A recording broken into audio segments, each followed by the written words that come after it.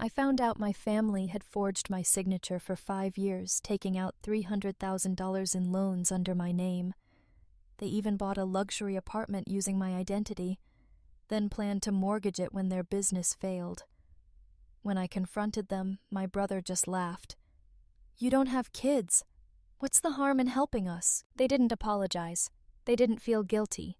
They just regretted getting caught. I didn't scream. I disappeared. And by the time they realized, it was far too late. If you think this is just another ordinary family story, you're dead wrong. Subscribe now to catch more shocking and unforgettable episodes from us. It was the kind of Seattle evening that carried a chill even in early spring. Gray sky stretching endlessly, drizzle brushing gently across the city like a secret no one wanted to share. Evelyn Moore sat behind the wheel of her silent black Tesla parked across the street from her childhood home. The porch light was already on, flickering like an old memory refusing to die. Inside, laughter filtered through the walls, muffled and distant, like a conversation she used to be part of in a previous life. She stared at the front door. The one with the faded blue paint cracked in the lower corner ever since Marcus had slammed it shut during a teenage tantrum. Still there, like everything else in this family, untouched, unrepaired, glossed over. Her hands tightened around the steering wheel. She should have turned around, driven home, lit a candle and watched reruns of Planet Earth while sipping Chardonnay in her high-rise condo overlooking Puget Sound. But she was here, again. Evelyn Moore, 34, aerospace engineer, independent, calm, composed, alone, not lonely, never that, but perpetually referred to as still single by well-meaning aunties and too career-focused by her mother Judith. A woman who raised 3 children but never quite figured out how to understand the one who didn't ask for help, didn't cry over broken hearts, and didn't fall neatly into family expectations. With a quiet exhale, Evelyn stepped out of the car. Her heels clicked against the wet concrete as she approached the house that once smelled like peanut butter toast and lemon pledge. She rang the bell knowing she didn't have to, knowing they'd already seen her through the window. The door swung open almost too quickly. Evelyn, her mother, beamed, arms already extended. "You're finally here, sweetheart. We thought maybe you'd gotten caught up in another deadline, another passive dig." Evelyn smiled anyway and leaned in for the briefest of embraces. Her mother smelled of expensive perfume and tension, the kind that clung to people who hosted gatherings not for joy, but for image. Inside the living room was a patchwork of outdated floral patterns and holiday decorations, as if someone had confused spring with Christmas. The family had already gathered Marcus on the leather couch, a beer in hand, surrounded by his 2 noisy boys who were too absorbed in their tablets to look up. Lily, the youngest sibling, perched near the fireplace flipping through a bridal magazine, though she'd been married for 3 years. Her husband Dan hovered by the snack table, nervously dipping carrot sticks into hummus. Eve Marcus raised his bottle, grinning. "Still flying solo, huh?" And there it was, less than 60 seconds in. "Nice to see you too, Marcus," she replied coolly, slipping off her coat and scanning the room for an exit plan already. But there was none. Only couches and expectations. Her mother swooped in. "Evelyn." "Dear, I saved you a seat at the table, next to Aunt Miriam. She's dying to hear about your work with—" "What is it again, Rockets?" "Satellites," Evelyn corrected, offering a tight smile. "Oh, right. Of course. So fascinating." Her mother said it like someone reciting a recipe for a dish they'd never cook. Aunt Miriam leaned in from across the room, her oversized earrings jangling like cowbells. Still, no special someone. "Evelyn, at your age, Judith already had 3 children and a mortgage." Evelyn's smile didn't falter. "I guess I'm just a late bloomer." Laughter. Polite. Disingenuous. She sat where she was told, nodded where she had to, and answered questions with just enough detail to avoid follow-ups. Yes, she worked for an aerospace startup. No, she didn't plan on having children just to have them. And yes, she did in fact enjoy her life, though no one seemed to believe her. Dinner was roasted chicken quinoa salad and low-sodium everything. Judith had turned health-conscious since her last checkup. The plates were passed around with compliments and commentary that blurred into one stream of familial noise. Evelyn chewed, swallowed, and nodded in all the right places.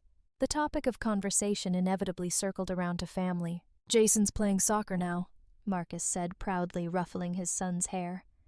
"Scored 2 goals last week. Kid's a natural." "Amelia's already in ballet," Lily added.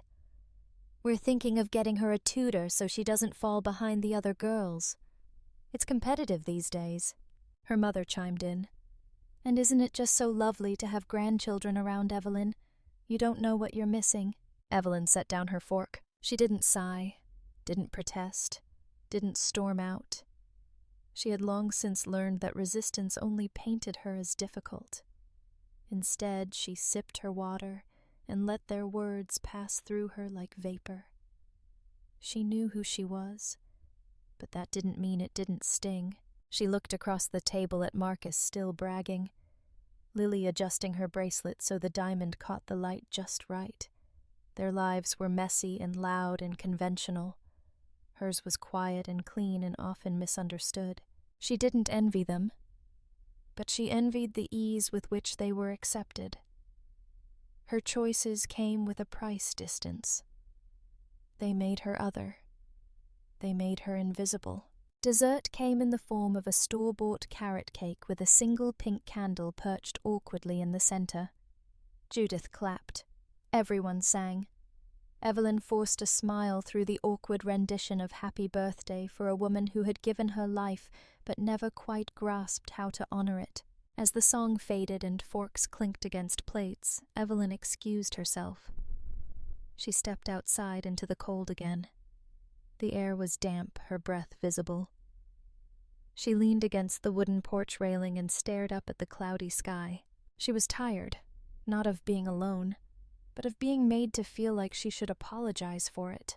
Behind her, the door creaked open. Footsteps. Marcus. He held a beer in one hand and a loosened tie around his neck. He leaned against the post beside her, quiet for a moment. "You know Mom worries about you." Evelyn didn't answer. "She just doesn't get it, the whole career thing. You being independent.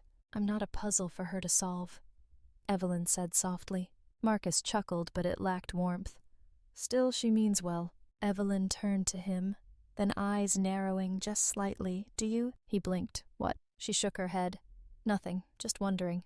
He took another swig of beer, then shrugged. "Anyway, glad you came. Wouldn't feel right without you." She almost believed him, almost. Back inside, the noise continued. Evelyn stayed outside a little longer, letting the cold bite at her skin. It was strangely comforting, real tangible. Unlike the carefully choreographed version of family she'd just escaped from for a breath of air. She didn't know it yet, but this night would be the start of an unraveling. Of truth clawing its way to the surface. Of choices made in silence being revealed in the most brutal way. For now, though, Evelyn simply walked back into the house, sat down at the table, and waited for the next polite jab disguised as love. The first 5 minutes of every family gathering were always the same. This one would be the last. The clinking of wine glasses had just begun to taper off when Marcus, midway through his second glass of Merlot, leaned back in his chair with that familiar smirk of his, the one that always preceded something reckless. "Man," he said, stretching an arm behind his head, "if it hadn't been for Evelyn, that apartment deal would have never gone through." The room froze. Forks hovered mid-air. The sound of a spoon tapping against a ceramic ramekin stopped short. Even the children, previously immersed in their screens, seemed to look up for a split second, sensing a disturbance in the air like animals before a storm. Evelyn, seated diagonally across the table, didn't blink. Marcus, oblivious, continued. I mean, good credit is everything these days, right? And Eve's credit score straight up platinum. A weak chuckle escaped Lily's lips, brittle and hollow. Their mother Judith glanced down at her plate, her shoulders stiffening. Their father cleared his throat with the subtle panic of a man realizing his son had just tossed a grenade into the middle of Sunday roast. What apartment? Evelyn's voice sliced cleanly through the room, too calm to be casual. Marcus hesitated. His eyes, wine-glazed, and a little too relaxed, flicked toward their mother, then Lily. No one came to his rescue. The smirk faltered. The air thickened. "Oh, nothing serious," he said quickly, waving a hand like he was swatting away a fly. "It was just a small investment. You know, back when we were looking into that building in Capitol Hill, that old duplex that needed gutting." Evelyn's gaze didn't move back when last year Lily mumbled, eyes locked on the crumbs on her plate. "Wait," Evelyn said, her voice still low, still calm, but now carrying a charge that felt electric. "You're telling me you used my name to buy property?" No, not like that," Marcus stammered. It was complicated. The mortgage application was tight and your name helped, that's all. It was just paperwork." "Paperwork," Evelyn repeated. Judith stood abruptly. "Let's not make a scene," she said too brightly. "Who wants coffee? Evelyn, you love hazelnut." "Sit down," Mom Evelyn said without looking at her. Judith's mouth opened, then shut. Slowly she sat. Marcus leaned forward, elbows on the table. "Look, Eve, it's not like we forged anything. I mean, technically you were listed as a co-applicant, just to help get it through. It's not like you're paying the mortgage or anything. It's not a big deal." Evelyn turned her head just slightly to meet his eyes. "Did I sign anything?" Marcus opened his mouth, closed it. "Did I give you permission to use my name on a legal document?" she asked again, voice like glass cracking under pressure. "I mean, Lily said you wouldn't mind," he blurted. This time all eyes turned to Lily. Her face had gone pale, the blush on her cheeks now a splotch of betrayal. I thought it was fine," Lily said weakly. "You're never around, Evelyn. You don't use your credit. I didn't think—" Evelyn laughed. It was the kind of laugh that never touched the eyes. "You didn't think," she echoed. "That's finally something we can agree on." Marcus sat back defensive now. "Come on, Evelyn, don't blow this up. We're family. We help each other out." "No," Evelyn said, her voice cutting and quiet. "You don't help me. You help yourselves to me." Judith stood again, this time wringing her hands. "Evelyn, honey, your name just opened doors. That's all. We were going to tell you when Evelyn asked. After I got a foreclosure notice. After the IRS came knocking. Or maybe after you drained my identity so far into the red I'd never recover." Silence. Outside, a car passed by with its radio turned up loud, some upbeat pop song completely at odds with the atmosphere inside the house. The smell of cinnamon candles so carefully placed by Judith earlier that day had turned sickly sweet. Dan Lily's husband finally spoke up from his quiet corner. "Evelyn, I didn't know. I swear. I was told you had agreed to it." She looked at him.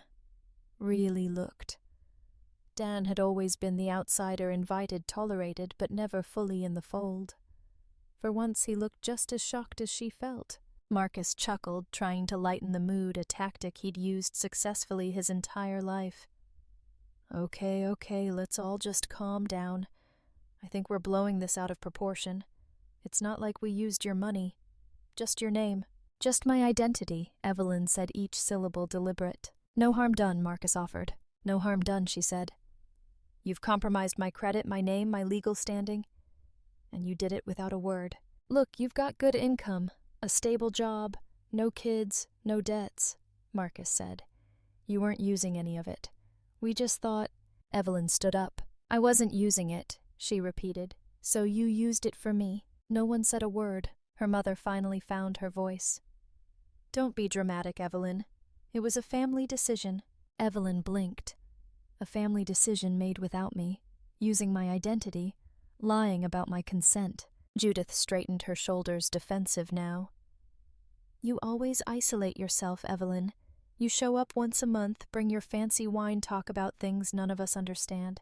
You act like you're better. No, Evelyn said softly. I act like I'm separate. Because you made it clear I always was, Lily whispered. We didn't mean for you to find out like this. The statement was so absurd, Evelyn almost laughed again. She stepped back from the table, her heart pounding, but her face perfectly still. You're right, she said.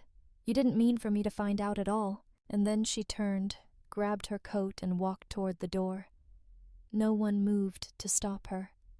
The silence was the most honest thing they'd shared all night. She opened the door. Marcus called out weakly. Eve, wait. She looked over her shoulder. Eyes cold, voice hollow. Don't call me that. You lost the right to shorten my name the day you forged it. Then she stepped outside into the cold rain that suddenly felt like a baptism. The sound of the door closing behind her echoed like a verdict. A boundary. A final breath before something deeper, darker, and far more revealing would rise. She didn't cry. She didn't scream. She walked toward her car, opened the door, and sat in silence, the engine humming softly beneath her fingers. The drizzle smeared across her windshield like a veil. She stared at her reflection in the rearview mirror, half-shadowed, half-lit. The woman looking back was no longer invisible. She was awake. And they had no idea what she was about to do next. The night after the birthday dinner, Evelyn didn't sleep.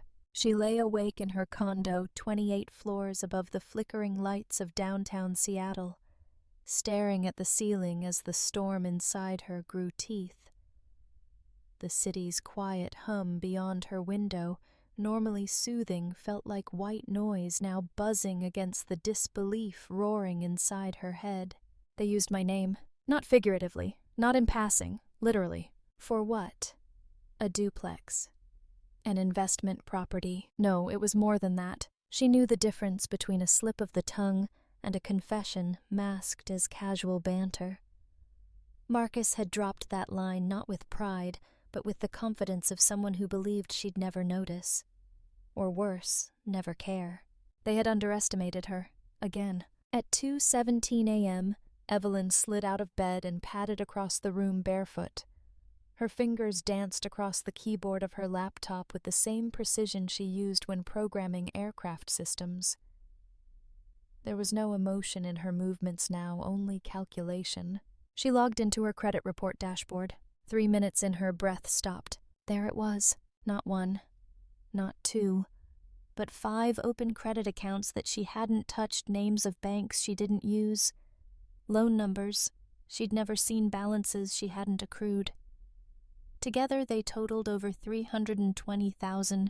Evelyn sat motionless, eyes scanning line after line of transactions, legal documents, and payment schedules.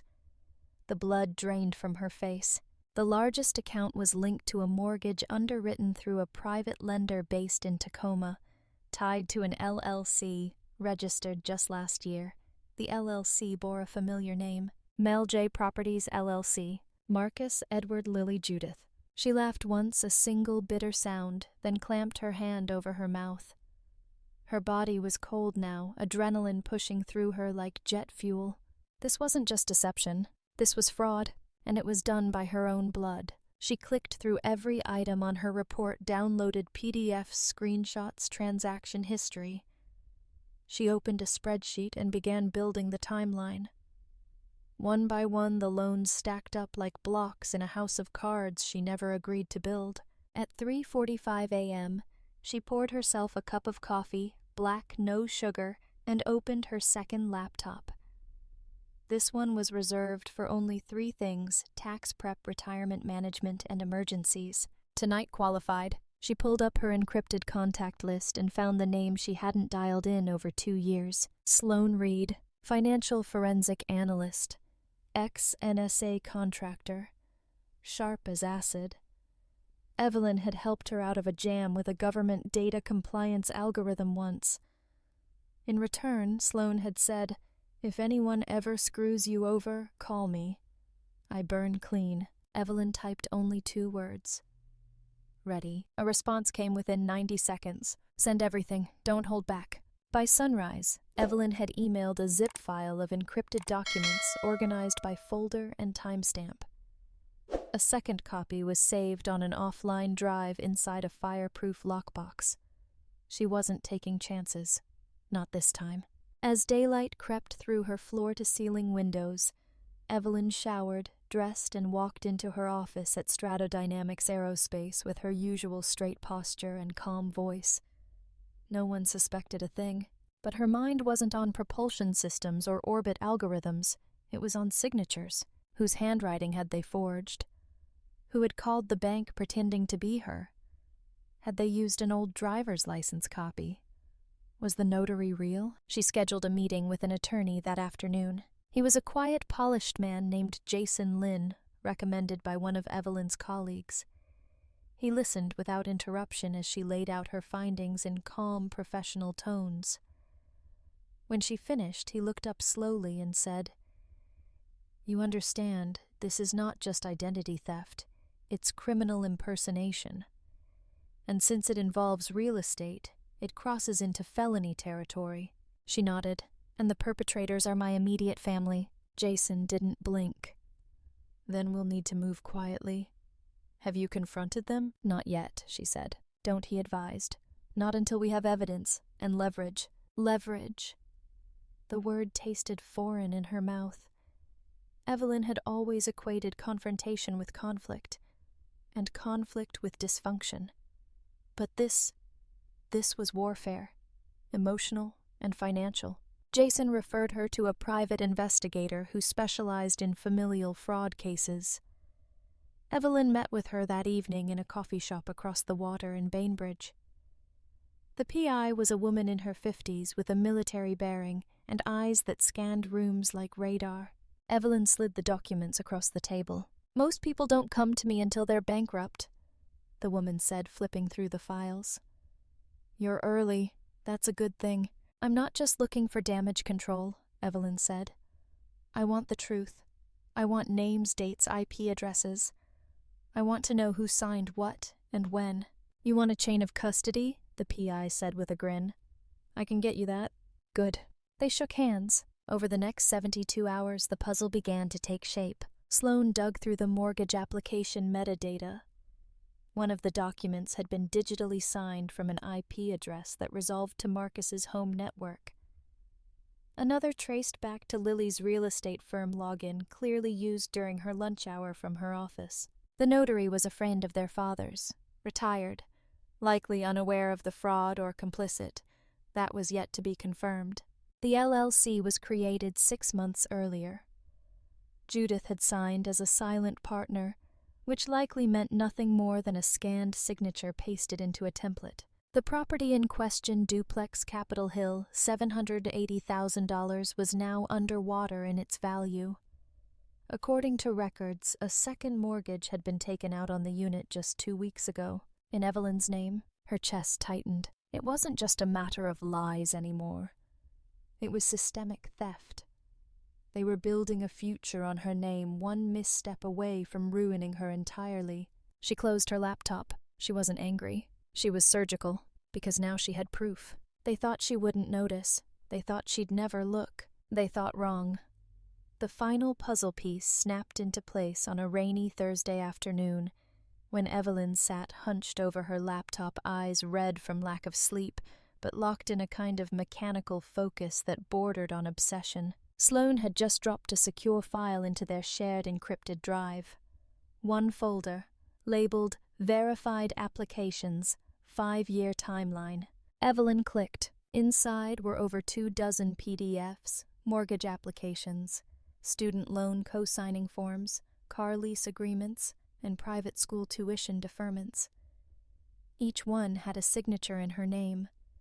Neat, confident, familiar, but off.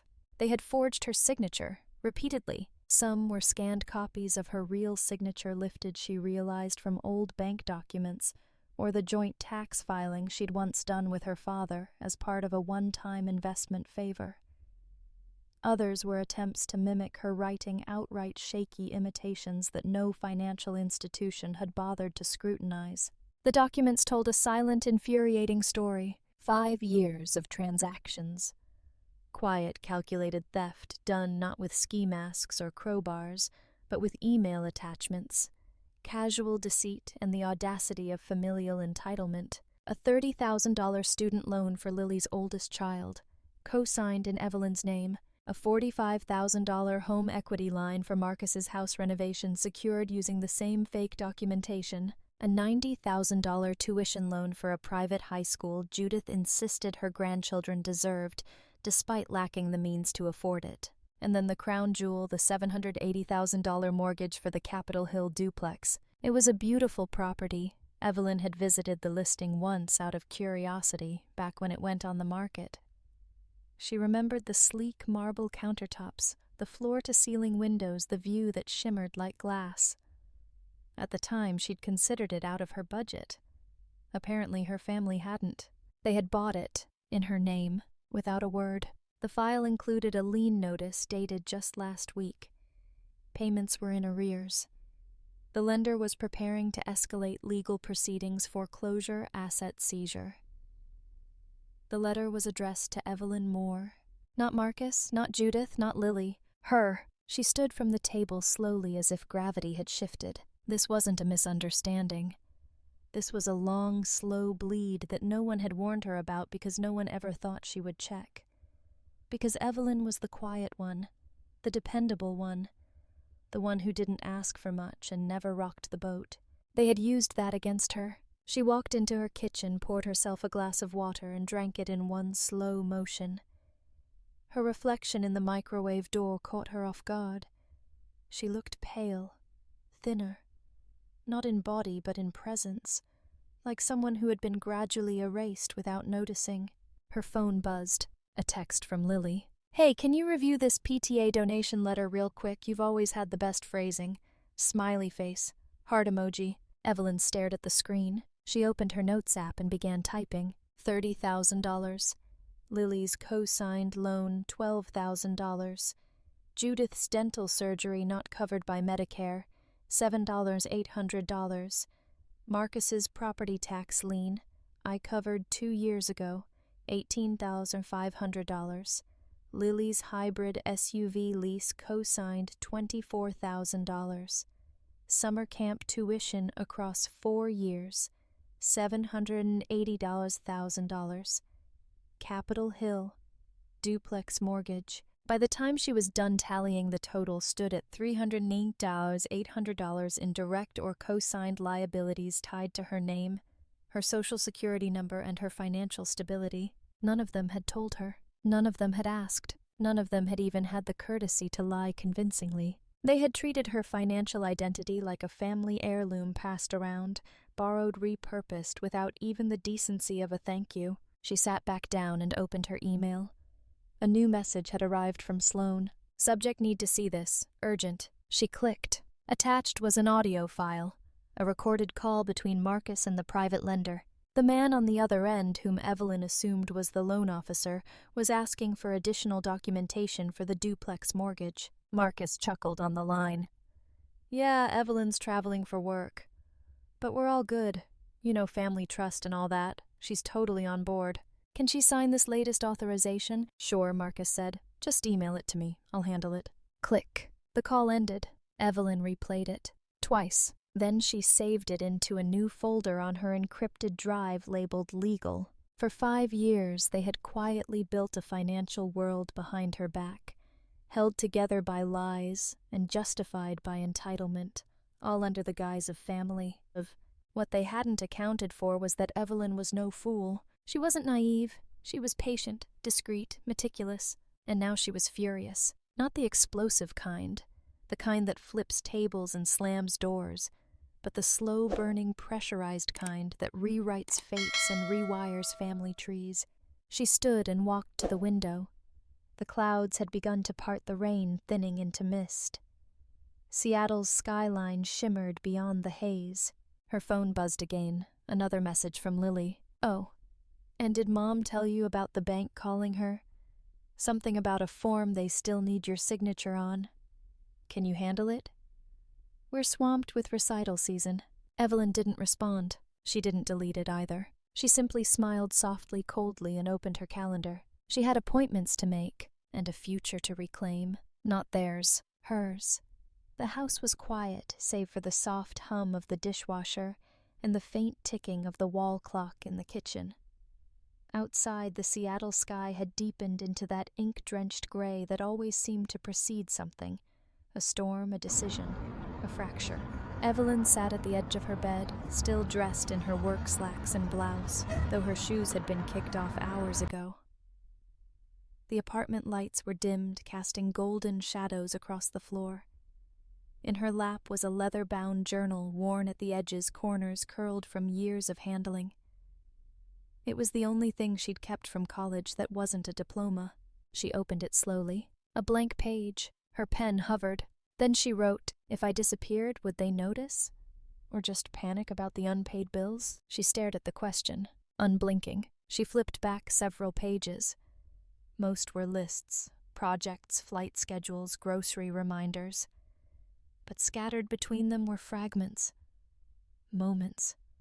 Quiet emotional ruptures recorded in ink. February 2018. Paid Lily's car deposit today. She said I was so lucky to have all that disposable income. I said nothing. I think I just wanted to be useful. June 2019.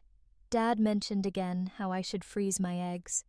Said it casually over grilled salmon, then thanked me for helping with their tax shortfall last spring. It didn't feel like gratitude, more like assumption. October 2020. Marcus told Jason that I just plays with satellites all day and doesn't really understand what responsibility means.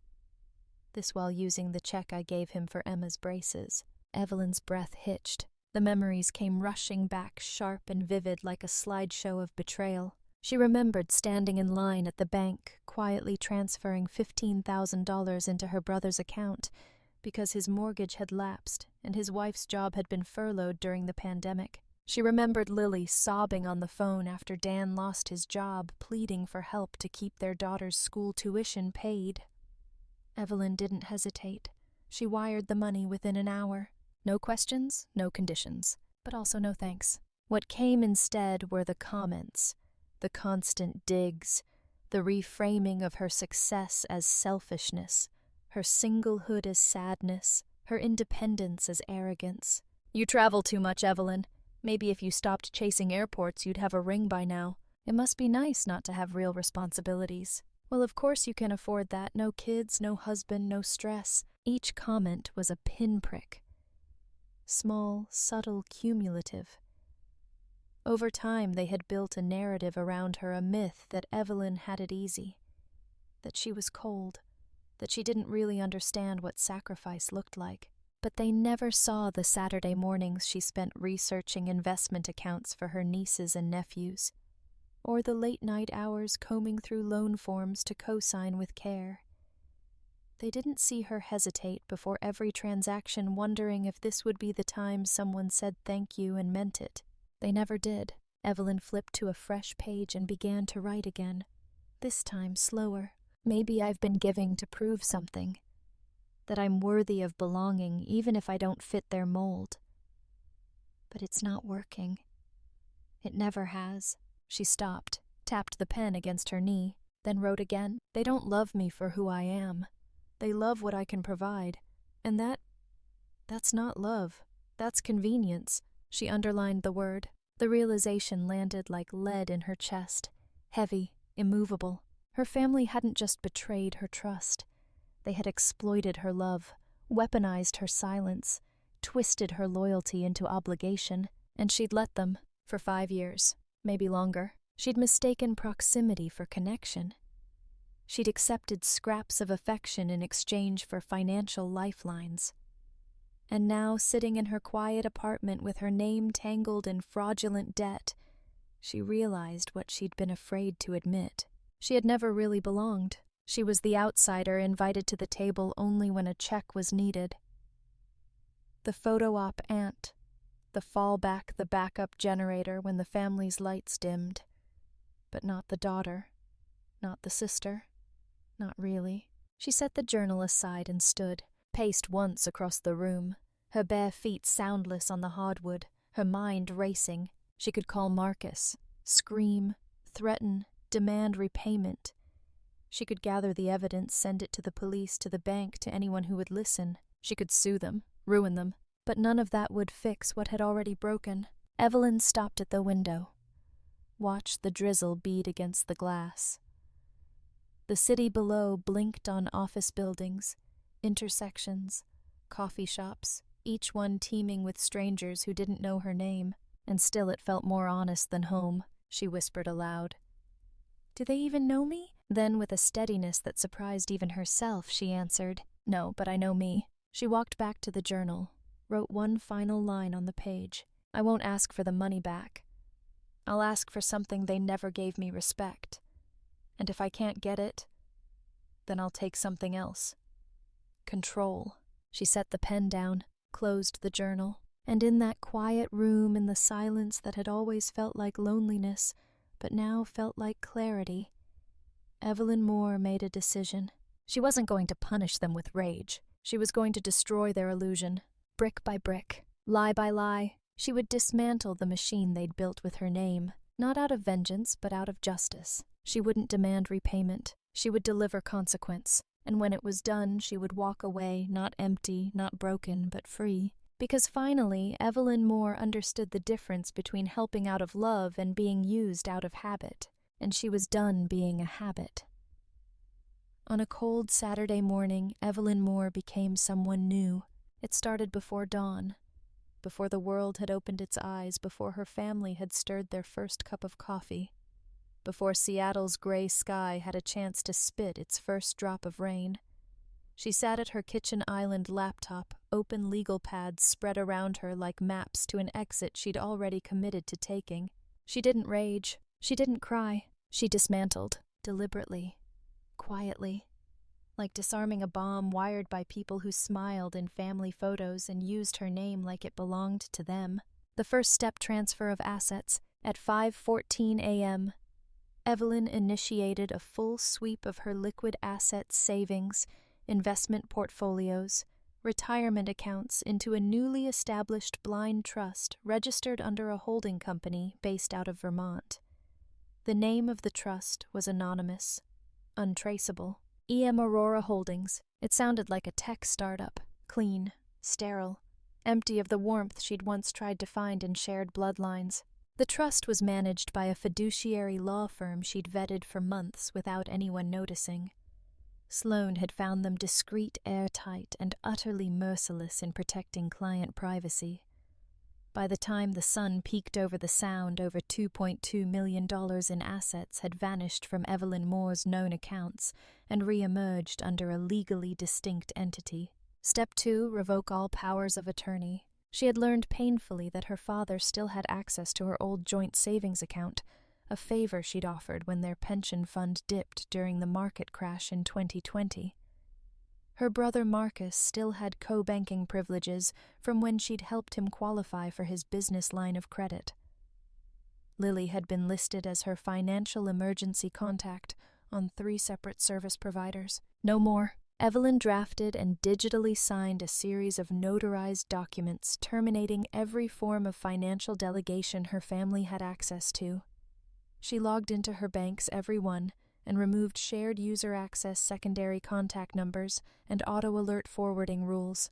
By 6:30 a.m., she'd spoken to 2 major banks, 3 lending institutions, and a tax attorney.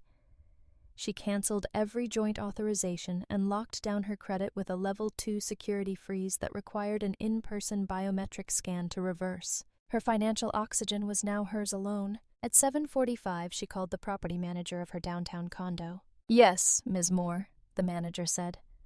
"Would you like the unit listed for sublease?" "No," Evelyn replied. "Furnished. Short-term. Discreetly. No forwarding address. Rent wired to E.M. Aurora Holdings." Pause. Understood. She booked a long-term corporate suite in a different part of the city under her trust's name. The location was unlisted. No one who knew her would recognize the neighborhood. At 8:12 a.m., she powered down her personal phone. Not silenced, not do not disturb, powered down. She pulled out a brand new burner phone, no contact list, no history, prepaid and untraceable. Step 3, digital vanishing. She scrubbed her presence from social media, not by deleting, but by fading. Photos archived, captions removed, settings flipped to private. Evelyn Moore became a profile photo of a tree last active 2W ago. LinkedIn stayed, but stripped to minimal. No job, no location, no contact info. The aerospace company email she'd used for a decade, redirected to an automated out-of-office message citing extended sabbatical for personal research. Even her emergency contact at work was changed to an attorney from the firm now managing her trust. By 9:00 a.m., Evelyn Moore, the version her family knew, was gone. She wasn't running. She was erasing her utility. Step 4, watch the ripple. At 10:22 a.m., Judith Moore called her. 3 rings. Voicemail. Sweetheart, just checking in. I saw a missed call earlier, but it must have been a glitch. Call me back when you get this, okay? She didn't. At 10:47, Lily sent a text. Hey, sis. Weird question. Did you change something on your bank login? My transfer bounced and now I can't get in. Let me know. Hope everything's okay. Evelyn read it and locked the screen. Marcus followed at 11:06. Eve, we got an alert from the lender. They said you withdrew from the property file. What's going on? Need to talk. Urgent. Then came Dan, unexpected. Evelyn, I'm not sure what's happening, but Lily is freaking out. She said the car lease is under your name and the dealer called. Are you okay? It almost made her pause, but only almost. By noon, the first true panic set in. Her mother left a voicemail, anxious, high-pitched, laced with the brittle tone of a woman trying to keep her composure. Evelyn, please call us. Your father's trying to get through to the insurance company, and they're saying the account is inactive. Is everything all right? This isn't like you. No, she thought. It wasn't. That night, Evelyn turned her burner phone off and walked out of her new suite for the first time, slipping into the city like a shadow. No makeup, no coat of armor, just a woman alone eating dinner at a place where no one knew her face. She picked at a salad, sipped water, and listened to the silence she'd earned. No one yelling, no one demanding, no one measuring her worth in dollars or domestic choices, just stillness. At 7:04 p.m., Marcus called again, 10 times. By 8:22, Judith had looped in Lily on a 3-way text. Has anyone heard from Evelyn? We're getting emails from the school. Tuition is late. This isn't normal. She's ghosting, Lily replied. I think she's seriously upset about the dinner. It's not just dinner, Marcus snapped. She's pulling the plug on everything. Yes, Evelyn thought, folding her napkin. That's exactly what I'm doing. And they still don't get it. Not once had anyone said, Are you okay? Are you safe? Do you need anything? It was all logistics, disruptions, inconvenience, as though her silence were a system failure, not a scream in a different frequency. By midnight, her family group chat was flooded with confusion. Judith tried to sound calm. Marcus got angry. Lily overcompensated with emoji-laden reassurance. Dan asked a single solemn question. What if she doesn't come back? Evelyn watched the messages pile up. Then she closed the burner, unplugged everything, lit a candle by the window, and for the first time in years slept through the night. It began with a phone call Marcus didn't answer. His cell buzzed on the console of his Mercedes SUV as he pulled out of the gym parking lot post-workout playlist, still pulsing through the speakers. The number was unfamiliar. Tacoma area code. Probably another spammer or political fundraiser. He let it go to voicemail, but the same number called again, then again. He finally picked up on the 4th try, annoyed. Yeah, this is Marcus. The voice on the other end was firm, professional, clipped. Mr. Moore, this is Laura Cook from Blackstone Lending. We've attempted to contact you regarding your upcoming mortgage payment for the property located at 414 Belmont Avenue East. As of today, your payment is 30 days delinquent. and due to the borrower of record Ms. Evelyn Moore removing herself from financial responsibility for the loan, we are required to initiate default proceedings. Marcus blinked. Wait. What did you just say? The borrower of record Evelyn Moore has formally withdrawn her authorization and removed her name from the loan file. Per federal lending compliance regulations, your application no longer meets debt-to-income thresholds. We are required to file a notice of default within 7 days unless rectified. I know, that's not... He stammered. We didn't even... She can't just... Sir, we've sent multiple notices. The most recent correspondence was returned marked undeliverable. We suggest contacting your co-applicant directly to resolve this. The line went dead. Marcus sat in his car, drenched in sweat, but suddenly cold, staring at the windshield. His reflection looked back at him, mouth slightly open, eyes narrowing. He pulled out his phone and started dialing. Straight to voicemail. He tried again. Voicemail. A third time. Nothing. He pounded the steering wheel. Shit. Somewhere in a quiet corner of suburban Bellevue, Judith Moore was holding her Visa Platinum card in trembling hands. She had just tried to pay for a delivery order, organic produce, probiotics, Judith level essentials, when the cashier politely informed her the card had been declined. She laughed it off, waved it as a fluke. Run it again, dear. Still declined. Embarrassed, she fumbled for another card, which thankfully worked. But as she walked to her car, she couldn't shake the unease rising in her chest. Once home, she called the customer service number on the back of the card. A robotic voice informed her the account had been restricted due to an administrative hold. Further information could only be shared with the primary account holder. Judith paused. Primary account holder? Yes, ma'am. The account is listed under Evelyn Moore. She sat in stunned silence. I'm her mother. I'm sorry, ma'am, I can't disclose further information. She hung up, called Evelyn. Voicemail. She tried the home line. Disconnected. Her heart pounded harder now, not just from fear, but from something darker, guilt. She'd never asked Evelyn about the credit cards. Just accepted that her daughter, so responsible, so successful, had set things up for convenience years ago. Judith had believed it was love. Now she wondered. Across town, Lily was in the middle of folding laundry when her phone buzzed with an email notification from Woodridge Academy, the private school her son attended. Subject: urgent. Tuition scholarship. Reassessment. She tapped it open. Dear Mrs. Campbell, we regret to inform you that your child's current tuition subsidy has been discontinued due to the withdrawal of private sponsorship. The email was polite, professional, devastating. Lily read it twice. Private sponsorship. Her mouth went dry. Evelyn. She dropped the laundry basket and called the school. Voicemail. She called Evelyn. Voicemail. Her pulse quickened. She texted Dan. Did Evelyn say anything to you about pulling her support for Max's tuition? Dan's reply was instant. No. What's going on? Lily tried again. Called, texted, nothing. It was like Evelyn had disappeared. Marcus stormed into their family group chat messages, flying like bullets. Evelyn just nuked the mortgage. Banks threatening foreclosure. Judith. What do you mean? She changed the credit card, too. I couldn't pay for groceries. Lily. The school just pulled Max's scholarship. She was the sponsor. Oh my God. Marcus. What the hell is happening? No one had answers. Just more confusion, panic, fear. They had built so much on Evelyn's silence. Her reliability. Her unwavering presence.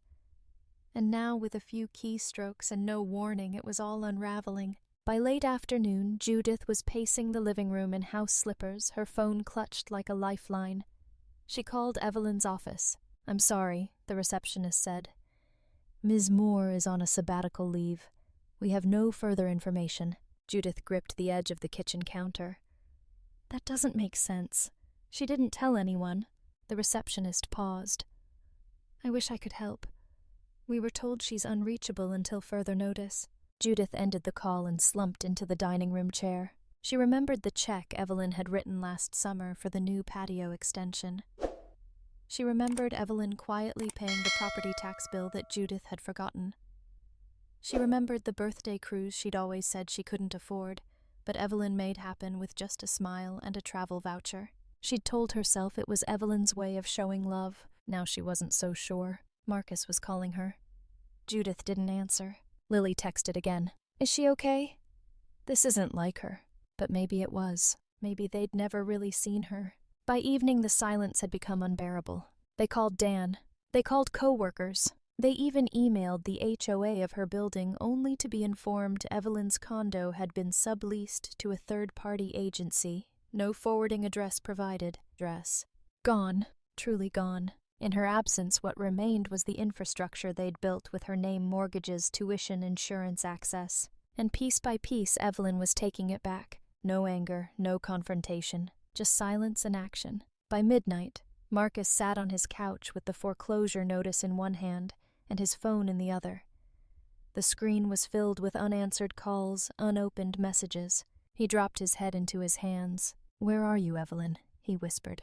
But Evelyn wasn't gone. She was watching, not to punish, to witness, because this time they needed to see it crumble without her. Only then would they understand what she'd truly been worth. The envelope was thick, not the kind of thick that suggested celebration. No party invitation, no family, Christmas card, no glossy vacation postcard with palm trees and insincere, "Wish you were here" scribbles on the back. No. This envelope felt heavy in the hand, ominous and unassuming, like a storm cloud you didn't notice until it was directly overhead. It arrived on a Thursday. Marcus found it on his doorstep, resting innocently atop a pile of utility bills and pre-approved credit offers. There was no return address, just his name scrawled in clean, controlled handwriting across the front. Marcus Edward Moore. He turned it over, unsealed, not even taped, just folded. For a moment he hesitated. A strange tightness gripped his chest, a warning maybe, a premonition. But he dismissed it. He had more pressing problems. Evelyn still wasn't answering. The mortgage company had escalated their threats. His wife had stopped speaking to him, and Emma's school tuition reminder had arrived with an all-caps final notice. Still curiosity won. He slipped his finger under the flap and peeled it open. 2 things slid out. One, a single-page document with a bright red stamp across the top. Draft. Voluntary bankruptcy filing. Petitioner, Evelyn M. Moore. Creditors listed. Marcus's stomach twisted. He flipped through it quickly, scanning the dense legal language. It wasn't real. It wasn't filed. But it was prepared. Fully, completely, devastatingly prepared. Attached to the back page was a spreadsheet. Neat rows and columns. His name was there. His mortgage. His loans. Evelyn's guarantees next to each, all marked in bright yellow. Every financial dependency in glaring black and white. The second item in the envelope was worse. It was a card, not a store-bought one. Just thick ivory cardstock, folded no decoration. Inside, Evelyn's handwriting unmistakable. Impeccable. A voice in ink. Family isn't supposed to be a place where you're used. I still love you all. But now I choose to love myself first. No anger, no accusations, just a sentence that landed with the force of a gavel. Marcus read it once, then again. By the 3rd time his hands were shaking, he fumbled for his phone, called her. Voicemail. He texted. "Evelyn, we got your package. Please call. We need to talk." No reply. He texted again. "You can't just disappear. Please, let's fix this." Still nothing. He sat in the front hallway of his house, surrounded by scattered bills and Evelyn's envelope staring at the front door like she might walk through it at any second and tell him it was all just a warning, a scare tactic. But deep down, Marcus knew this was no bluff. Across town, Judith Moore was washing lettuce when Lily burst through the kitchen door, face pale, hands trembling, holding her own envelope. "Mom," she said breathless, "she sent this." Judith dried her hands on a dish towel, confused. "Who?" Lily held up the envelope like it was a cursed object. "Evelyn." Judith took it, opened it, and gasped. The same bankruptcy draft, the same note. She sank into a kitchen chair without speaking. Lily stood frozen. "She's serious, isn't she?" Judith nodded slowly. "Oh God, she really means it." They sat in silence, the weight of Evelyn's absence expanding around them like a slow leak of oxygen. The room felt smaller, colder. Dan joined them 15 minutes later, holding a third envelope his addressed by hand. "She didn't even forget me," he said quietly. "She included me. To witness, not to intervene." Marcus called again. No answer. Texted the group chat. "She's cutting all ties. Read the spreadsheet. We've been bleeding her dry and acting like it was normal." Lily typed back. "I didn't realize it was that much." Marcus: "You didn't ask. None of us did." Judith: "How did we not see this coming?" No one responded. Because they had seen the signs. They just hadn't believed Evelyn would ever leave. She was reliable. She was loyal. She was the background music to their lives, always there, always available, always willing to fix, fund, forgive. Until she wasn't. The panic grew. By that evening, Judith had called everyone she could think of. Evelyn's boss, who politely explained that Evelyn was on extended leave. Her hairdresser, who hadn't seen her in weeks. Even the woman from the HOA, who curtly responded that Evelyn's condo was now under a short-term lease agreement. Gone. Truly intentionally gone. They sat around the kitchen table as the sky darkened outside. The note sat in the middle of the table.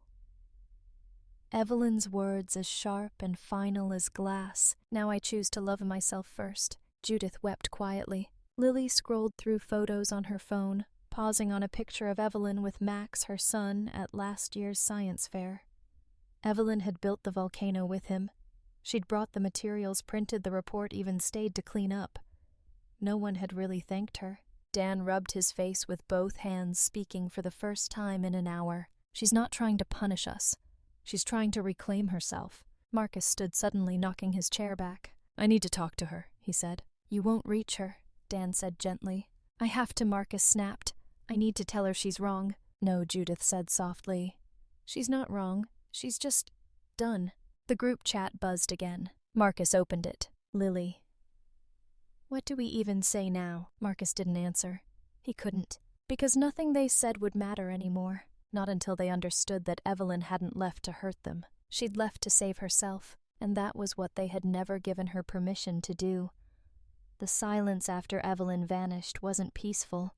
It was suffocating. Inside the Moore family, silence didn't mean calm. It meant blame had started circulating like stale air. And blame, once released in a family used to convenience, doesn't settle quietly. It hunts. Marcus was the first to feel the real consequences crash into his carefully balanced world. It happened on a Tuesday morning, exactly 11 days after Evelyn's envelopes were delivered. He walked into the sleek glass lobby of Bridgepoint Equity, the real estate investment firm, where he'd been heading up a small-scale housing redevelopment portfolio. He had a plan. He'd pitch a revised financing structure for the Capitol Hill duplex, prove he could secure new capital after Evelyn's withdrawal. His tone was confident, his suit sharp. He thought he could charm his way back into favor. But when he stepped into the conference room, the partners were already seated, eyes hard, lips tight. "We've reviewed your file," the lead partner said, sliding a folder across the table. "The credit risk exposure tied to your name, particularly the fallout with the Belmont Avenue project, has placed our capital at unnecessary risk." Marcus laughed. "This is a misunderstanding, a family matter." "That family matter," the partner interrupted, "now has a lien, and Evelyn Moore's legal withdrawal exposed it. You leveraged her name without disclosure. That's not a misunderstanding. That's liability." 30 minutes later, Marcus walked out of the building with a box in his arms and a severance check that didn't even cover the next 2 months of mortgage payments. His phone buzzed with reminders, credit card dues, insurance deadlines, bank overdraft warnings. He stared at Evelyn's name, still saved in his contacts under Sis. His finger hovered over the call icon.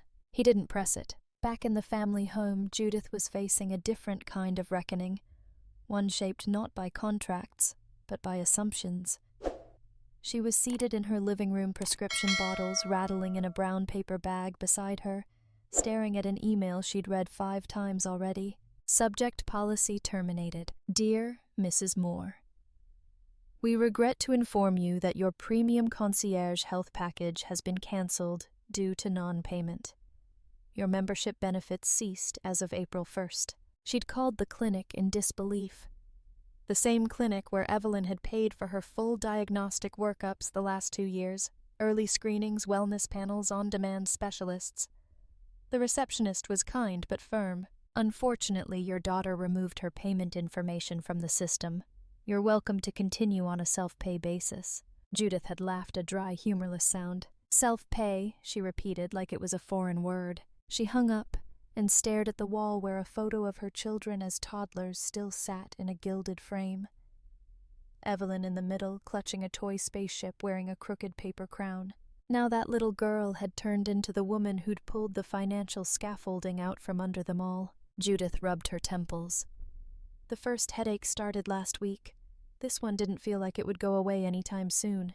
In a modest 2-bedroom in Kirkland, Lily stood in the driveway beside her husband Dan, watching the tow truck pull away with their SUV. It's temporary, Dan muttered, arms crossed, jaw tight. We'll get another one. Lily didn't respond. They'd argued all night about tuition, about Evelyn, about how far into denial they'd let themselves drift. Dan had asked why they never questioned the invisible safety net Evelyn had laid beneath them. We thought she wanted to help, Lily said. No, Dan snapped, we wanted her to want it. They'd been behind on Max's tuition for 2 months. Evelyn's withdrawal was abrupt, but not without warning.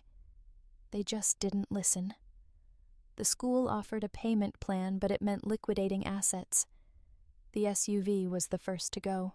Lily stared at the empty space in the driveway, arms wrapped around herself. She didn't even yell, she whispered, she just left. Dan looked at her, and somehow that hurts more. Inside their respective homes, the Moore family fractured in slow motion. They stopped calling each other as much. Messages in the group chat grew stiff, functional. No emojis, no updates. Just logistical negotiations about who could maybe help cover this or figure out that. Blame fermented in quiet corners. Judith called Lily privately and said, "You were the one closest to her. You could have stopped this." Lily, offended, said, "Me." Marcus is the one who used her name for a mortgage. Marcus in turn accused Judith of using Evelyn's credit to fund her doctor visits and luxury groceries. Judith, cornered, said, "Well, maybe if you two hadn't always leaned on her, she wouldn't have felt the need to run." By the end of that week, none of them were speaking. At dinner tables, silence replaced the casual cruelty that had once filled the space Evelyn occupied. Max asked his mother, "Is Aunt Evelyn mad at us?" Lily choked on her wine. Judith sat in her kitchen late one night, rereading Evelyn's handwritten card for the 30th time, her eyes catching on the line, "I still love you all. But now I choose to love myself first." There was no hate in those words, only a painful, impossible clarity. Evelyn had drawn a line, and they blind, dependent, dismissive had been left on the other side. The scaffolding had collapsed, not from anger, from awakening. Each member of the Moore family now faced a mirror they couldn't avoid, not just what they took from Evelyn, but what they never gave. Appreciation, recognition, respect. It was never about the money, and that made it worse, because money could be repaid. What they'd lost couldn't. The knock on the front door was soft, measured, deliberate. Inside the old Moore house, no one breathed. Judith had been pacing for nearly 20 minutes, smoothing the same invisible wrinkle from the hem of her cardigan over and over. Marcus stood near the fireplace, arms crossed, his posture rigid, rehearsing apologies he wasn't sure would land. Lily sat in the corner of the couch, one leg tucked under her, twisting her wedding ring around and around like it was a prayer bead. Dan stood behind her, silent. The knock came again. This time Marcus moved. He opened the door slowly, almost reverently, as though expecting a ghost. And in many ways, that's what she felt like. Evelyn stood in the doorway, dressed in black slacks and a stone-gray wool coat that framed her like armor. Her hair was shorter now, sleek cut just below the jawline. No makeup, just clean skin, clear eyes. Unreadable. She didn't smile, didn't hug. She simply stepped inside. The air shifted. Judith tried to speak first. Evelyn, sweetheart. Evelyn raised one hand not in anger but in authority. Let's not start with pretending. The room froze. She moved to the center of the living room where a small table had been cleared, a folder already waiting in her hands. She set it down without flourish, opening it with calm precision. Inside, a color-coded, tabbed financial document spanning 5 years. Expenses, transfers, co-signed liabilities, and emergency loans all logged, all tracked, all sourced. She handed copies to each person in the room. No one moved. Marcus took his, hands trembling, pages flipping too fast at first, then slower. Lily stared at hers like it might combust. Judith didn't even try to read. She just looked at Evelyn. But Evelyn didn't look back. Her voice when it came was steady. This, she said, is everything.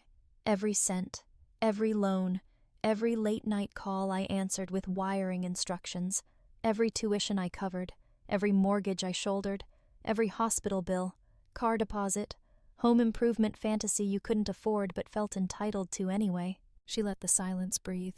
You used my name, she said, but worse, you used my love. Marcus was the first to speak, but the words stuck to his throat. Eve, I didn't understand it was— No, Evelyn interrupted, eyes sharp. You understood. You just didn't care enough to ask. Lily cleared her throat, tears already brimming. I thought you wanted to help. You never said no. Evelyn looked at her flatly. That's because I was raised to believe love meant saying yes even when it hurt. Judith finally found her voice. You disappeared. We didn't know if you were okay. And before I disappeared, Evelyn asked, voice suddenly louder. Did you ask if I was okay when you handed me your insurance paperwork? When you told the school I'd sponsor Max without asking me? When you had me listed as an emergency co-signer for a car? I didn't even know you bought. No one spoke. I wasn't your daughter, she said. I was your contingency plan. She paused, then walked to the fireplace, standing where family portraits still hung. A younger Evelyn smiled from a faded photo, 8-year-old braces on her teeth, a medal around her neck from a science fair no one else had attended. Evelyn turned back to the room. You didn't just take from me, she said. You erased me. Dan, to everyone's surprise, was the first to cry. He wiped at his face and said softly, We didn't mean to. Evelyn nodded almost sadly. That's the part that hurts the most. She returned to the table and pulled out the final page, a letter addressed to whom it may concern. It's a release, she said. I've forgiven the debts. All of them. I'm not seeking repayment. Judith blinked. Then why? Because forgiveness, Evelyn said, doesn't mean forgetting. She handed the letter to Marcus. His fingers barely gripped it. I'm not here to yell, she said. I'm here to tell you what comes next. Now the room stilled again. Evelyn took a breath. I'm not cutting ties, but from now on, everything changes.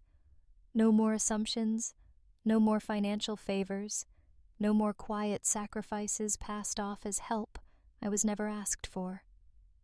From here forward, my role in this family is based on respect, not reliance. She looked at Marcus. You want to rebuild trust? Start with truth. Then to Lily. You want me back in Max's life? Teach him boundaries by practicing them yourself. Finally to her mother. And you want to call me your daughter again? Then stop treating me like a spare part. Judith was crying now. Quietly, uncontrollably. She whispered, I didn't know we were hurting you. Yes, Evelyn said. You did. But now you have a choice. We all do. She gathered her coat, her bag, and turned toward the door. At the threshold she paused, her voice softening. I'm not angry anymore, but I'm not naive either. She stepped outside into the crisp evening air, not looking back. Behind her a family sat with spreadsheets in silence. It was not an ending, but it was the first honest beginning they'd ever had. The silence in the living room was a vacuum pulling every unspoken word to the surface. Evelyn stood in the center of it, her hands clasped loosely in front of her like a prosecutor who didn't need theatrics, because the evidence had already buried the defense. The folder on the table was still open pages of proof loan authorizations, signature overlays, bank transfers, mortgage papers, all carrying her name, none carrying her consent. She looked first at Marcus. "Let's start with the Capitol Hill property," she said, her voice razor-sharp but measured. "Who decided it was okay to put me down as the co-applicant?" Marcus flinched like she'd slapped him. Look, we needed a strong credit profile. The numbers weren't working. "So you just used mine?" Evelyn asked. He couldn't look her in the eye. "You never asked," she continued. "You forged my signature. You took my name and fed it into a machine that printed debt." "I didn't think it would hurt you," Marcus muttered almost defensively. Evelyn raised an eyebrow. "So you did it knowing it was wrong. You just gambled that I'd never find out." He opened his mouth, then closed it. She shifted her gaze. "Lily," she said evenly, "who authorized the cosign on Max's tuition loans?" Lily's eyes brimmed with tears. "I thought you knew. I mean, you were always so generous. I assumed." "Assumed," Evelyn cut in.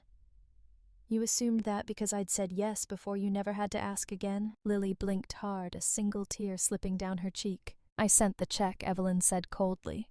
"I filled the gap. But I never agreed to be collateral." Judith cleared her throat. Evelyn turned to her mother. "And you? The insurance payments, the credit card, the property tax bill I didn't even know existed. Did you ever intend to tell me what you were attaching my name to?" "I thought," Judith said weakly, "I thought you were just helping, that it made you feel close to us." Evelyn's jaw tightened. "Helping is when you offer, not when people take without asking and call it love." Judith looked down, unable to meet her daughter's eyes. Evelyn's voice dropped lower now, more intimate, deadlier for its calm. $300,000. That's the total amount of debt taken out under my name. Tell me something. What would you have done if I defaulted on just one of them? If I'd lost my job, gotten sick, died?" No one spoke. "What would have happened to my credit, my career, my home?" "Still nothing. You didn't think," she said, "because it was never about me. It was about what I could provide." Marcus rubbed his face, leaning forward with his elbows on his knees.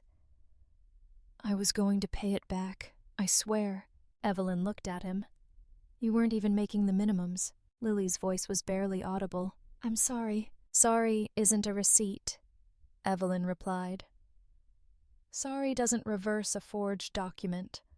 Sorry doesn't rebuild a boundary you've all been walking over like it never existed." Dan tried to interject. "They were scared. Everyone was drowning in something, and you were—" "Reliable," Evelyn snapped. "Available, convenient." Dan sat back. "Guilty." Evelyn scanned the room. "You all thought you deserved me." Judith finally looked up. "We didn't mean to hurt you, but you did." Evelyn said, "You hurt me every time you took without asking, every time you dismissed my life choices, every time you reduced my existence to a bank account." Her voice cracked slightly, barely, but enough to draw their attention like a siren. "I don't care about the money," she said, quieter now. "It's not about the loans or the mortgages or the tuitions. It never was." She stepped back, gave herself space from the table. "It's about respect." They stared at her, unmoving, unsure. "I don't need repayment," she said. "I don't need gratitude. I need acknowledgement. I need to know that I matter beyond my usefulness, that my value isn't transactional." The word hung in the air like a gavel strike. Judith stood up slowly. "You do matter. You always have." "No," Evelyn said.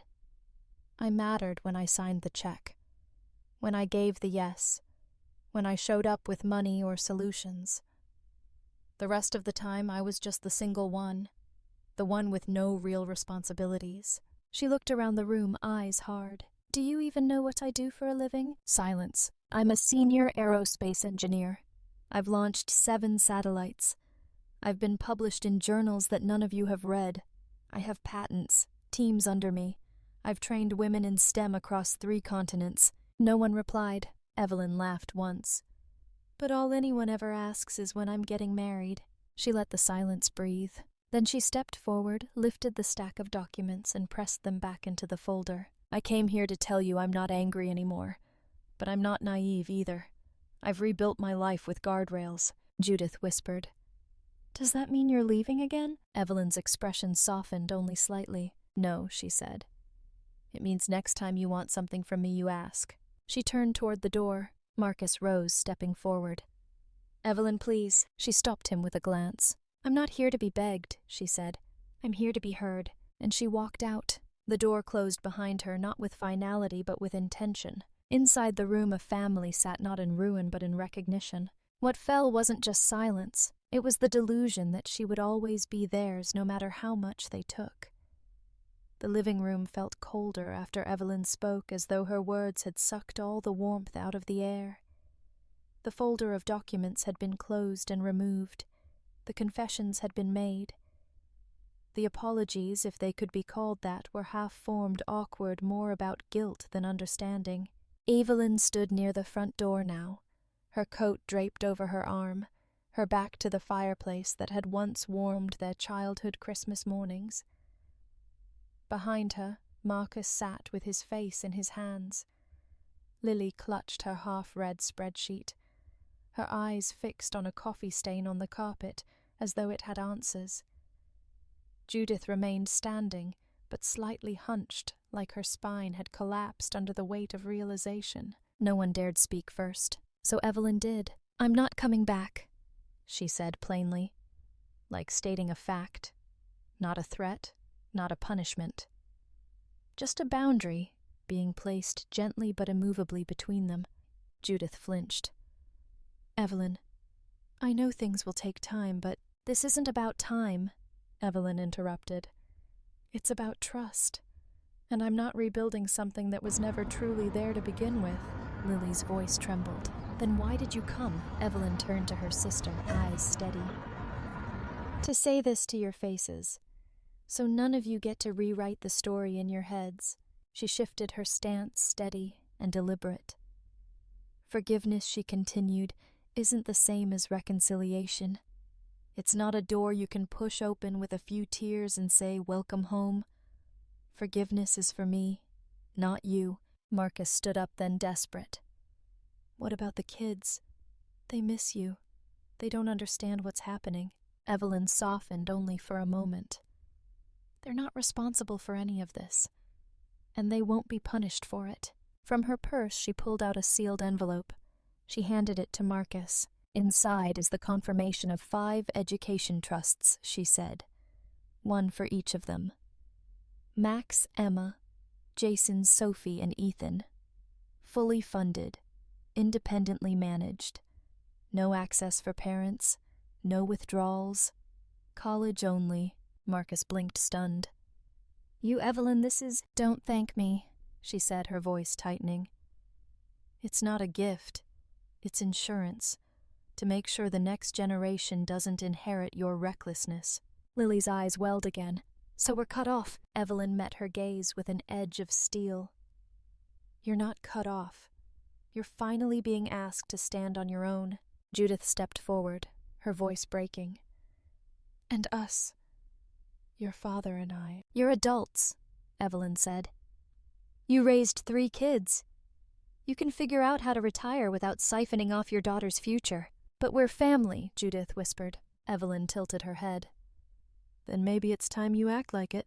The silence that followed was not stunned, it was shamed. Evelyn looked around the room one last time, letting her eyes rest briefly on each of them. She took in their slumped shoulders, the way their mouths moved with words they couldn't quite say.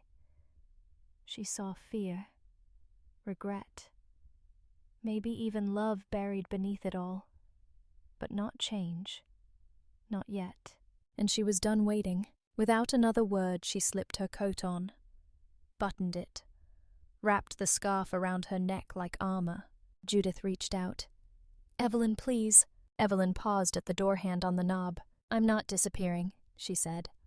But I'm done pretending that being present means being used. She opened the door. A gust of cool spring air swept into the room, carrying with it the faint scent of rain. She stepped out. No dramatic slamming of doors, no final look over her shoulder. Just quiet. Final. Certain. Inside the house remained frozen. Dan placed a hand on Lily's shoulder. She didn't move. Marcus sat again, staring at the envelope in his lap like it might explode. Judith slowly lowered herself into the armchair where she used to read Evelyn bedtime stories long ago, before all of this. Before the asking became taking. Before love became currency. Before Evelyn learned that self-respect and sacrifice couldn't live in the same room. Outside, Evelyn walked down the driveway. Her footsteps were steady, grounded. For the first time in years, she wasn't looking back to see if anyone was following. She didn't need an audience for her exit, because this wasn't for them. It was for her, and she was finally, irrevocably free. Under a pale Parisian morning sky, Evelyn Moore stepped out of a narrow stone building nestled in the 7th arrondissement, her briefcase in one hand and a cappuccino in the other. The spring air was brisk but not harsh, and the Seine shimmered in the near distance, its surface catching the faint light like silver thread. The Eiffel Tower loomed nearby, not as a tourist attraction anymore, but as a landmark she passed on her commute to work. She had been living in Paris for 4 months now, not as a tourist, not as an escapee, but as a woman who had consciously chosen to rewrite her life in her own words. Her title was Senior Aerospace Advisor for the European Space Operations Center in Darmstadt, though she consulted remotely for 2 other agencies, one in Spain, the other in the Netherlands. She traveled when necessary, but mostly worked from a quiet converted apartment with floor-to-ceiling bookshelves, 2 cats named Tesla and Monroe, and a balcony filled with succulents and wind chimes. But Evelyn hadn't come to Europe only for work. She came to live. The part of her life that had once been buried beneath obligation and unspoken sacrifice was now unearthing itself day by day. And at the center of it was a single truth she'd clung to after she left Seattle: start from where you are. Build what they never imagined for you. Evelyn began lecturing at 3 universities across Europe, technical guest series at the Polytechnic University of Milan mentorship panels at Delft University of Technology, and a visiting professorship at Sorbonne Université's Department of Aerospace Engineering. Her classes filled quickly, not because of prestige, but because of who she was in the room. She didn't just teach equations. She told stories. Not the kind printed in textbooks, but the ones that happened in the control rooms when systems failed, when mission leads panicked, when a woman had to command respect, not because it was given, but because she earned it every damn day. Her students, especially the young women, clung to her words like gospel. She remembered one girl in particular, Inez, a Tunisian-born third-year student, with eyes that sparked like wire beneath voltage. After class one afternoon, she stayed behind.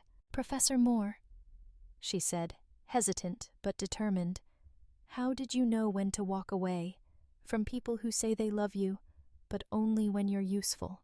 Evelyn looked her straight in the eye. "When I realized I had already left myself behind just to stay." That conversation sparked something else, a decision Evelyn had been circling for weeks. She opened a scholarship fund, not in her own name, but in the name of the only woman who had ever made her believe she was allowed to be more than a role. The Abigail Raines Foundation for Women in Aerospace. Abigail, her mother's sister, was the one who used to send Evelyn books about stars when she was 7, who bought her her first microscope, who showed up to every science fair when her parents were too busy arguing about property taxes or Marcus's baseball games, who told her point blank at 16, if you want to get out, you're going to have to build your own rocket. Abigail had died of ovarian cancer when Evelyn was 22. No one in the family talked much about her, but Evelyn remembered. The scholarship launched quietly. A small ceremony, no press. Just a modest endowment, 3 selected applicants, and a charter that guaranteed mentorship research stipends and international lab access. One of the recipients, a girl named Emily from Belgium, sent Evelyn a handwritten letter. "I didn't think people like me belonged in this field," she wrote. "Now I think people like me are the ones who'll change it." Evelyn folded the letter and placed it in a drawer with only 3 other personal artifacts. A faded photo of her and Aunt Abigail, a journal entry titled "The Day I Walked Away," and the original draft of her goodbye letter to her family. That drawer was not about clinging to the past. It was about honoring the truth. Evelyn's life in Europe wasn't perfect. She missed things.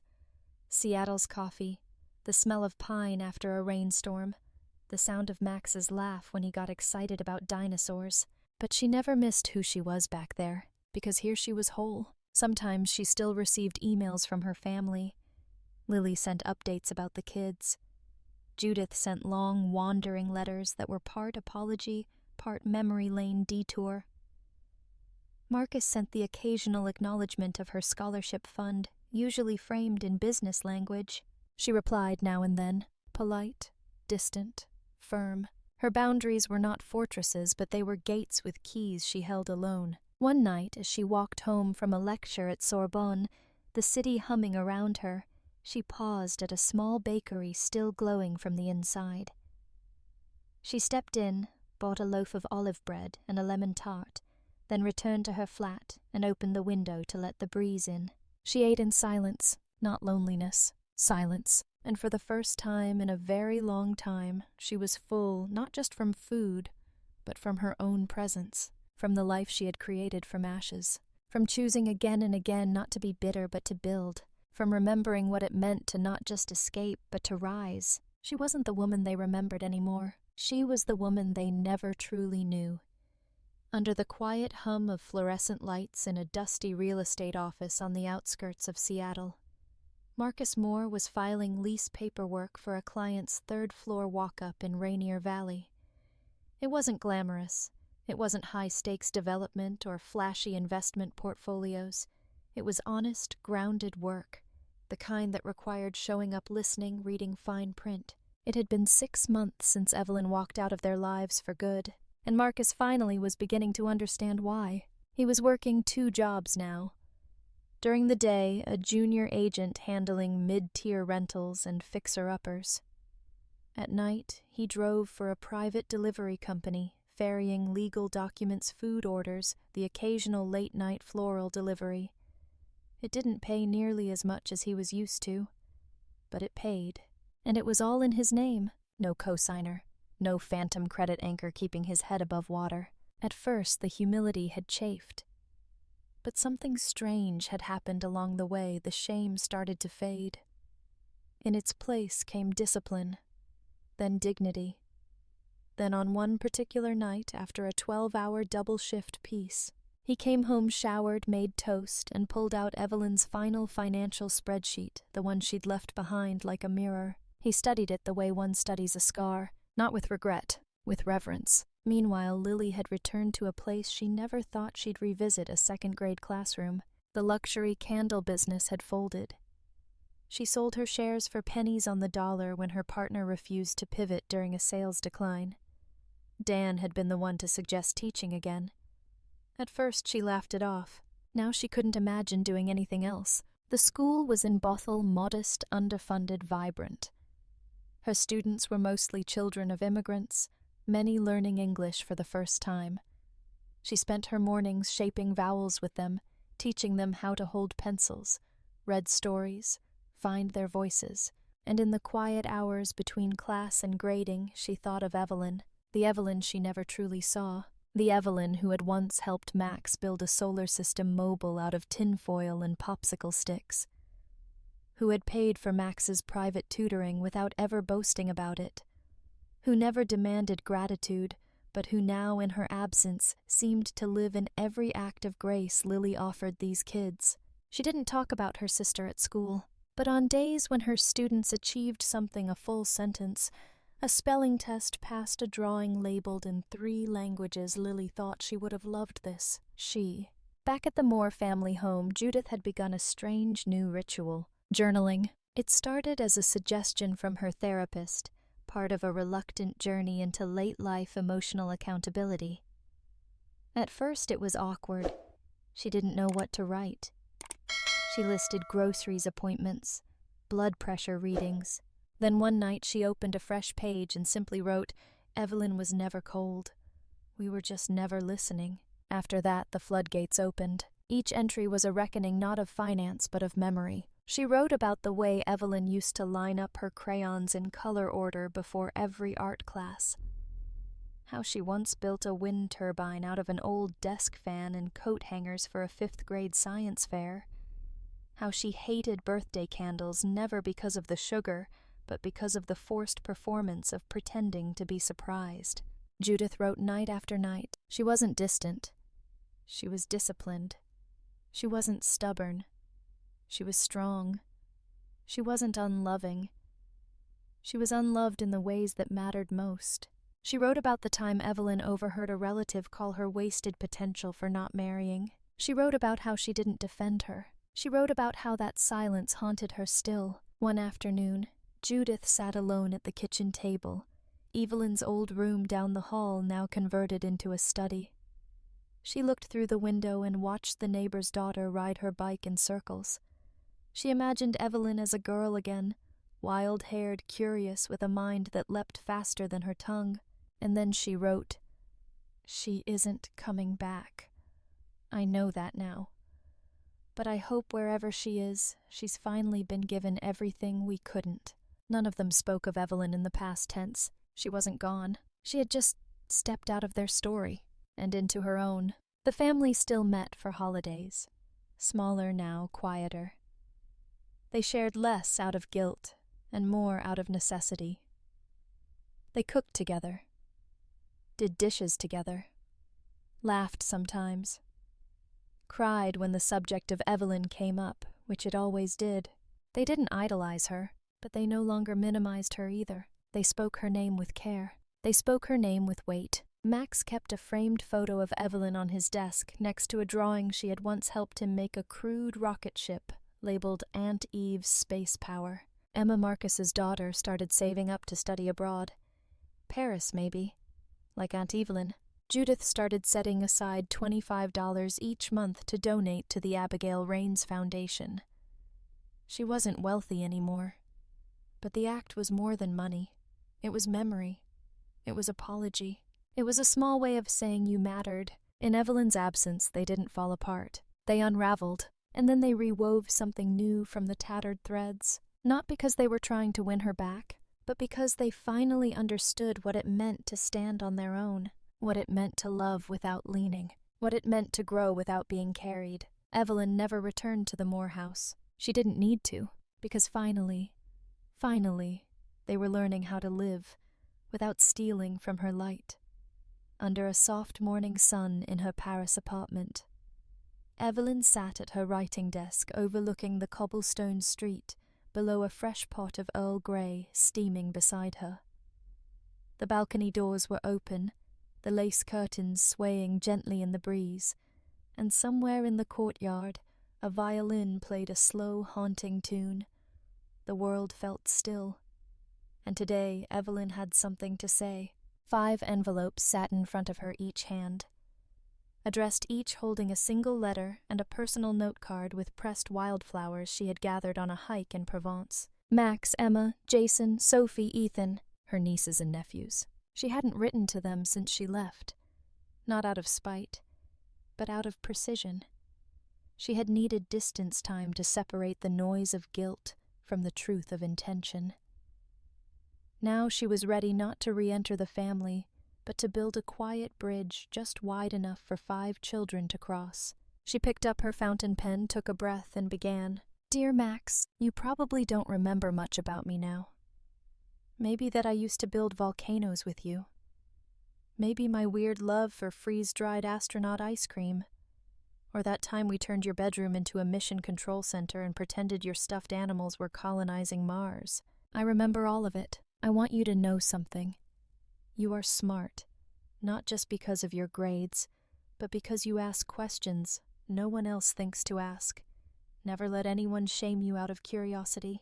There's a scholarship account in your name. Your parents can't touch it. Not because I don't trust them, but because I trust you more. It's yours when the time comes. Use it to build whatever world you want. Just promise me this builds something that doesn't already exist. With all my care, Aunt Evelyn." The next letter was for Emma.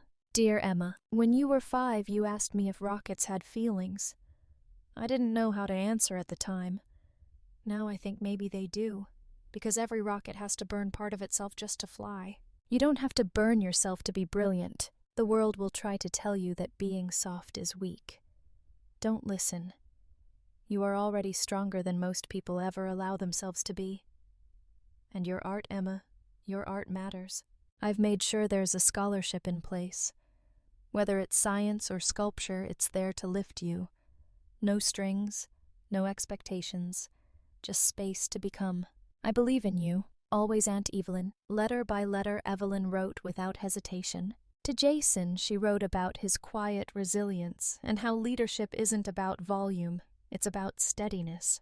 To Sophie, she praised her stubborn questions and told her, never let the world make you smaller to keep others comfortable. To Ethan, the youngest, she sent a drawing of a satellite and a note that read, when you look up at the stars, remember, one of them might be carrying my name, and maybe one day yours too. Once the letters were sealed, she walked to the post box near the boulangerie at the corner and dropped each one in with a reverence she rarely let herself show. She did not write to Marcus. She did not write to Lily. She did not write to Judith. This moment was not about them. It was about the children, the ones still unshaped, still whole. A week passed, then another. And then one gray Tuesday afternoon, her concierge rang up from the lobby. You have parcels, he said, many of them, all from America. Evelyn descended the stairs, and when she opened the package bin, her breath caught. There were drawings, folded letters, collages made of magazine cutouts, glitter crayon, and construction paper. Each child had written back not in long letters, but in pictures, symbols, fragments. Max had drawn a lunar rover with a tiny red heart at its core. Emma had sent a watercolor of a rocket exploding into flowers. Sophie's card said in block letters, I'm going to be a scientist who paints like you. Even Ethan had scribbled blue spirals on a page and signed it in big backwards letters. But it was Jason's letter that made her stop. It was one sentence penciled carefully in tight handwriting. Thank you for loving us even when it was hard to love everyone else. Evelyn stood in the middle of her living room, the letters spread across her floor like a constellation, and she cried, not because she was sad, but because for the first time she was seen, truly seen, not as a resource, not as a backup plan, not as a name on a loan application, but as herself, as Evelyn. Later that night she placed each drawing into an archival album she labeled Constellation 1, and beneath Jason's letter she wrote in the corner just for herself, they are not the next generation. They are my second chance. She didn't call their parents. She didn't post the letters online or share them with colleagues. This moment wasn't about repair. It was about legacy. And Evelyn Moore, astronaut of emotional orbit, cartographer of self-worth, was building a universe where love required nothing but truth and time. She sat by the window until the stars appeared over Paris. And for the first time in years, she didn't feel far away from home. The sun filtered through the high glass ceiling of the Grand Palais in Geneva, casting fractured light across the polished marble floor. Outside, the flags of 22 nations flapped in the spring breeze. Inside, a gathering of the world's leading aerospace minds hummed with a quiet electricity, the kind reserved for moments that mattered. Evelyn Moore stood at the edge of the main hall, her name printed in bold on the lanyard resting against her tailored navy blazer. Dr. Evelyn Moore, Keynote Panelist, International Aerospace and Innovation Summit 2025. She wasn't nervous, not anymore. The crowd moved around her in a soft blur. Engineers, scientists, students, diplomats, each orbiting their own systems of ambition and discovery. Evelyn smiled as she took it all in, steady and serene, like someone who had finally stepped fully into her own life. Just before stepping onto the panel stage, she pulled out her journal, the same one she had started in Paris. Worn now, edges, soft spine cracked like a well-read novel. She opened to the final page, a blank space. One last truth she had never written down, until now. She pressed her pen to the page and wrote, I was not born to be a withdrawal machine. I was born to be loved, the right way. She underlined the last 3 words, slowly, with care. The moment she lifted her pen, something shifted not in the room, but in her. It wasn't the closing of a story. It was the affirmation of a truth that had always been hers, buried under years of compromise and unspoken exhaustion. She tucked the journal away, squared her shoulders, and walked forward. The stage was minimalist, a curved panel desk of brushed steel white tulips in vases at either end. To her left, a German propulsion physicist. To her right, a Japanese orbital systems architect. Behind them, a screen projected satellite images of Earth taken just 2 days ago. The planet was lit alive, spinning in silence. Evelyn adjusted the microphone clipped to her lapel. The moderator turned toward her. Dr. Moore, in your work designing sustainable satellite constellations, what have you found is the most important factor in long-term structural success? Evelyn didn't hesitate. Respect, she said, her voice firm, carrying through the amphitheater. Without respect between components, between systems, failure is inevitable. Satellites don't need to agree, but they do need to acknowledge each other's presence, their force, their influence. A ripple of nods spread through the audience. She continued. If even one axis misaligns, the chain reaction can be catastrophic. The same is true in families, in organizations, in the self. She paused, letting the silence land. And sometimes the only way to restore alignment is to leave the orbit. The room held its breath. A woman in the back wiped at her cheek with the corner of her badge. A young man tapped notes into his phone, his eyes still fixed on her. Evelyn smiled, not out of pride, but out of peace. Her voice had never shaken, not once. Not because she was fearless, but because she was no longer afraid of herself. That night, back in her hotel suite, overlooking Lake Geneva, Evelyn sat at the window with a glass of chamomile tea. The city twinkled below, alive in its own hush.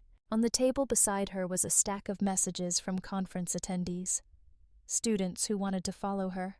Scientists who wanted to collaborate. Women who wanted to thank her not just for the lecture, but for being visible. One message stood out, handwritten on thick paper with a wax seal from a university she once visited in Lyon. You reminded me that strength isn't loud, it's consistent. Thank you for existing out loud. She held the note to her chest, eyes closed. For a long time she had chased silence. Now she embraced it not as escape, but as sanctuary. Across the room, her suitcase sat packed. In the morning, she'd fly to Oslo, where a small lab of underfunded grad students awaited her expertise on orbital heat dispersion. After that, Barcelona, then Singapore. She wasn't running anymore. She was moving forward. She opened her laptop, added a final line to her foundation's website. A new tagline just approved that morning. Dignity is the launchpad for discovery. She stared at it for a moment, then clicked publish. As the screen refreshed, she rose and walked to the mirror. Her reflection stared back, older maybe than when this all began, but fuller, rooted, elegant in her simplicity. She picked up her scarf, looped it around her neck, and smiled. And as she turned off the light, the screen faded to black.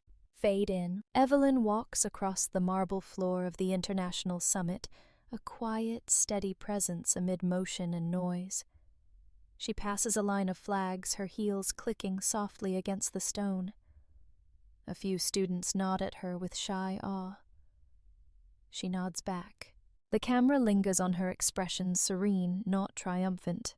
There is no music yet. She walks out into the light, stops, looks up, then smiles. Cut to black. Text on screen. Sometimes forgiveness begins by choosing to walk away. Roll credits.